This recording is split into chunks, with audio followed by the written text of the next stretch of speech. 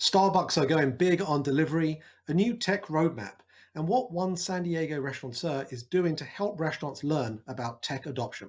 That's all ahead on this week's Monday Minute.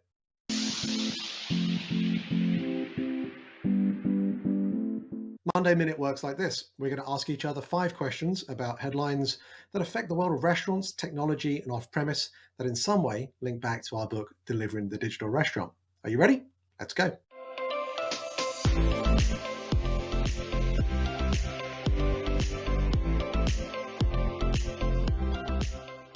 All right, Meredith, we're in person today. Hi. It It's is, kind of it's, weird, it's, isn't it? it's very exciting. Yeah. Let's get on with the first question. Credit card spend may show that delivery sales are dropping. What's going on here? Yeah, so there are lots of cool credit card panel data sets out there. We are often working with folks like Yipit and Second Measure in order to get access to what's happening in a real time manner in the world of restaurants. And Eric Gonzalez at KeyBank puts out a summary they do of credit card spend looking at all of the different public companies. And of course, these are public companies only, but looks at the world of restaurants that they track and what's happening in them. And I noticed something interesting when the most recent one came out, which was the 3 month period, August, September, October, compared to the 3 month period, November, December, January. Some growth rates changed. Hmm. So the first thing that I noticed was that restaurant growth rates went up. Now that makes sense because Black Box Intelligence has reported that the decline in transaction has eased. It hasn't recovered, but it's eased. Things are getting less bad, I guess. And of course, prices continue to increase with underlying commodities. So it makes sense that the year-over-year growth rate in restaurants in those 3 month periods would go up, went up almost 2x. But when you compare that then to the delivery platform's growth rate, those are going down quite a bit. Grubhub continues to be heavily negative as it's losing share, but has gotten even more negative. And then Uber growth rates have gone in about half, and DoorDash's growth rate has fallen by about 60%. Now, of course, very tricky to parse all this out because DoorDash includes the growth of the new categories that they're taking on. Uber includes rideshare. And then you have, on top of that, the complexity of potentially a lot of restaurants taking price on the third party platforms earlier in the year versus waiting to do so at their own restaurants later in the year. And then we also have, I don't know if any of you remember this, a year ago, we had the pandemic, we had Omicron. Ring any bells? I know we're all trying to forget it. But because of that, in restaurant sales probably would have been lower last year and delivery sales would have been higher. So, of course, on a year over year basis, we would expect to see restaurants doing a little bit better than their off premise counterparts.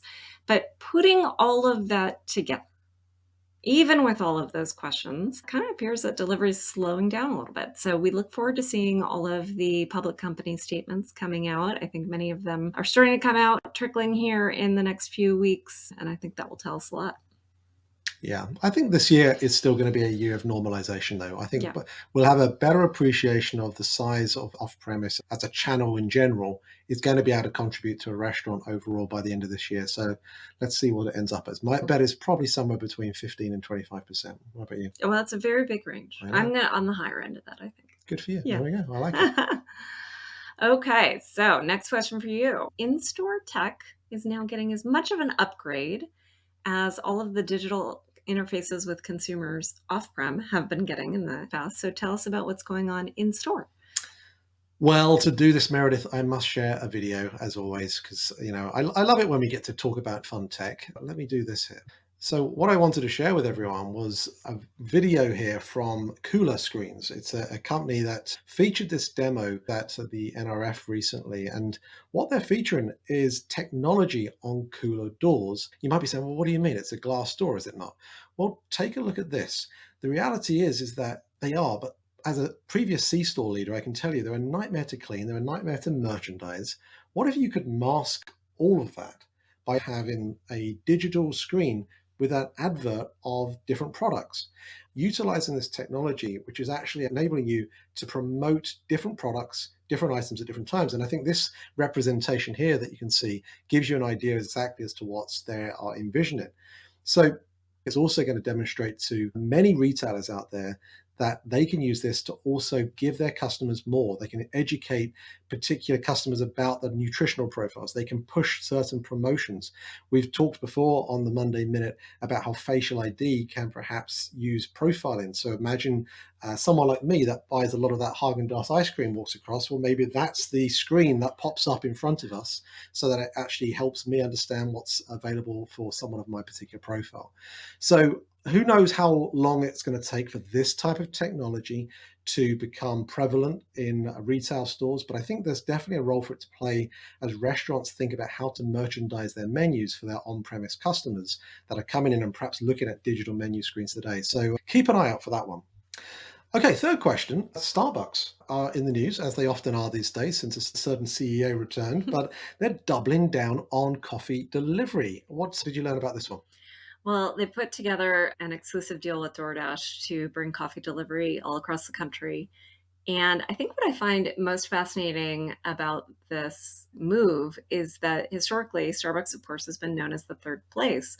But now I think their strategy is telling us that they're really embracing off premise. And whether it's the drive through, whether it's digital order ahead and then walking in, picking it up and taking it out, or now delivery, a significant portion of the coffee is actually consumed off premise, which Mhm. is quite amazing.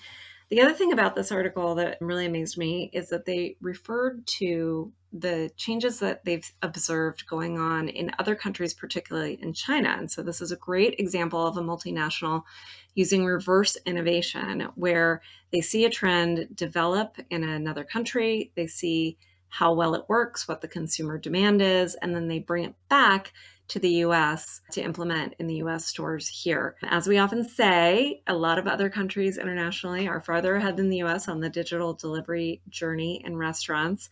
And, Starbucks, we consider absolutely a leader, one of the first with digital ordering. And for them to be bringing stuff back from other countries, I think is very interesting. Now, you all might be saying, but we are all doing DoorDash. It feels like they're last to the party. And I remember a few years ago, they tested an Uber exclusive deal, and they've really kind of just had their toe in the water and haven't, I don't really think, figured out how to deliver coffee well and have it be hot and fresh. And so I think this is a new attempt at them at trying to put together a great consumer experience for something that consumers clearly demand.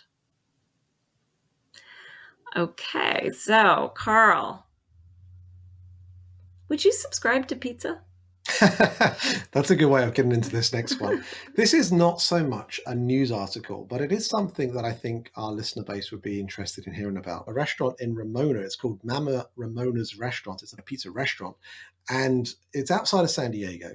But what I thought you'd be interested in hearing about with this one, Meredith, is that he is putting his journey, his tech adoption journey, out there for people to understand and listen and learn about what he's finding about his experience. And he's been doing things like a subscription plan, which he launched last year, where folks can order a cheese or a pepperoni pizza and they can get a cheese or pepperoni pizza a week. And that's something like $572 worth of value for $149. So a year's worth of pizza for $149.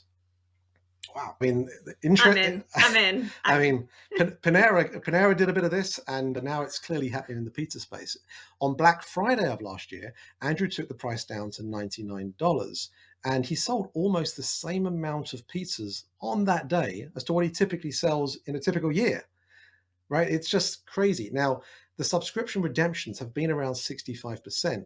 But what he's seen is that on top of someone utilizing that redemption from the subscription, they're also purchasing about $18 worth of other items like desserts or lasagnas or drinks. And that is a 73% increase upon what he's seen in prior years. So I think it's fascinating to hear about subscription, but it doesn't end there. He's also sharing through pizzatv.com/Andrew his video vlog, his blog of his experiences about other technology that he's bringing in. So, for example, he moved away from Square and he's brought in Toast. And he's talking about things that sometimes don't get a huge amount of attention, like how quick is the customer success support to address inquiries? According to him, pretty good.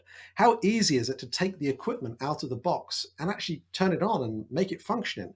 Again, he talks pretty positively about that. But then he touches on other pieces of technology that is helping him with this. So the subscription platform, for example, is managed by Incentivo, and he's using things like Turbo Chef ovens to help. And he's also working with Picnic to automate pizzas, which are churning out pizzas at the rate of 130 per hour. Now, why am I sharing all that with you? Well, I'm sharing it with you because I love it when restaurateurs put information out there that can help others think about the tech journey. We've got our new book coming out in February called The Path to Digital Maturity. And in many ways, that's what we're trying to help anyone that chooses to read it with, in the sense of understanding how to think and navigate their journey to adopting different types of technology and when to do it. And the more folks like Andrew put out information, sharing the trials and tribulations, the wins, the failures, he hasn't had too many, the better I think we're all going to be able to learn about how to take advantage of the various options out there. So good on you, Andrew. Really pleased to listen in and follow your journey, and good luck as you explore things in the months and years ahead. Okay, our last question this week, Meredith, is not so much a question, but we noticed something rather interesting this week, and that is Brizo released something called a tech map. What exactly are Brizo doing this for, and what observations did you find? Brizo does something very interesting, which is that they scrape the internet for data about restaurants. Any restaurant that leaves a digital footprint somewhere online because of online ordering, because of how they're scheduling, because of anything they do online, they can grab that data.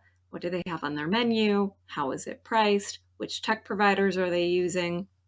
And they can put that in a giant database so that anyone who wants that information for whatever purpose can have access to it. It's very cool. So if you were, for example, a restaurant chain, you could get information about other restaurants.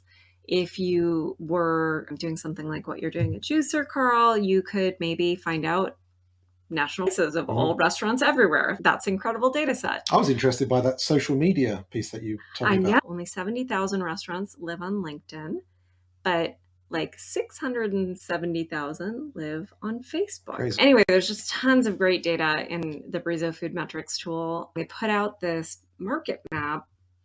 And as you said, Britta's put out a market map previously. And these are incredibly helpful because there's so much innovation going on right now. It's so hard to keep track of all these companies. It's great to be able to see them all in one place and go, now what do they do? Now, I myself might have subdivided into a few more categories just so I could find them. And I think honestly, like, Carl, that's probably the reason that we're not on here. So Empower Delivery crosses across many of these different categories, so it'd be hard to put them in one. Juicer doing dynamic pricing doesn't really fit neatly into any of these categories. So I might have a few more subcategories, but it's so great to be able to look and see, gosh, I'm thinking as a restaurant that I might want to do something in the sort of marketing loyalty space. What do I have to choose from? I'm thinking that I need a new POS. What do I have to choose from? That's fantastic. And we talk often about, wouldn't it be great if when you went to a conference, they would organize the vendor hall based on things like this, which sadly, we have not found a conference yet who does that. But I think restaurants can take this cheat sheet now with them and say, have I talked to all the relevant ones? I don't know. Anyway, thank you, Brizo, for putting this out, and definitely check it out. And next year, don't forget Juicer and Empower Delivery. She whispers. Hopefully you heard that. But anyway, I agree. I think these types of things are really helpful. I'm hoping our book will be actually a helpful resource as well, because the challenge, I think, even on this list, it just shows you how many players are out there. There are so many players, and I think it's incumbent upon each of the folks that are on these roadmaps to be able to say, what type of market are you servicing? Are you servicing the independent, the mid-enterprise? Are you an enterprise solution? Are you for someone that is really progressed in their own maturity on what they're trying to do with their digital off-premise footprint? Or are you actually in a place where you need the customer success support to really help you understand the best practices? That's where I think a lot of the folks on maps like this really need to find a position. And hopefully someone one day will create a map that actually helps those people that are trying to say, I'm a beginner. Who are the best suppliers for this? And I'm an expert. I need next level functionality. Yeah, for sure. All right, well, look, that's it for this week's Monday Minute. As always, thank you for your comments on prior editions. If you've got any thoughts, questions, comments about this week's Monday Minute, please put them in the comments below. We always love hearing from you. And in the meantime, if you've got anything that you'd like us to touch on next time, feel free to get in touch as well. But thanks as always for listening. The Monday Minute is available for you to follow and subscribe wherever you listen to your podcast. Watch us on YouTube and follow us on all our social media Learn Dr. Lippy channels. Thanks for listening.